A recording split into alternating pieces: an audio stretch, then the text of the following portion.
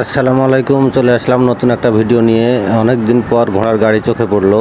এই ঘোড়ার গাড়িগুলো ফরিদপুর থেকে এই ঢাকাতে এসছে পদ্মা নদী পার হয়ে ট্রলারে করে।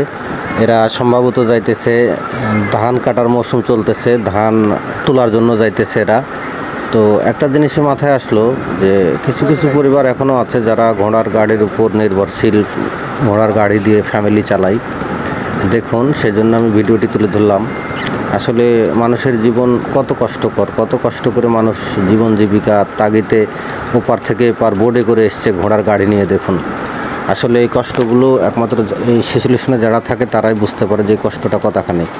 তো যাই হোক, আপনাদের মাঝে ভিডিওটি তুলে ধরলাম। অবশ্যই ভিডিওটি লাইক করবেন, শেয়ার করবেন আর সাবস্ক্রাইব করবেন আমার চ্যানেলটি নতুন সদস্য হয়ে থাকলে। সুন্দর সুন্দর ভিডিও আপনাদেরকে উপহার দেব। তো আপনারা যে যেখান থেকে দেখছেন সবাইকে আল্লাহ হাফেজ।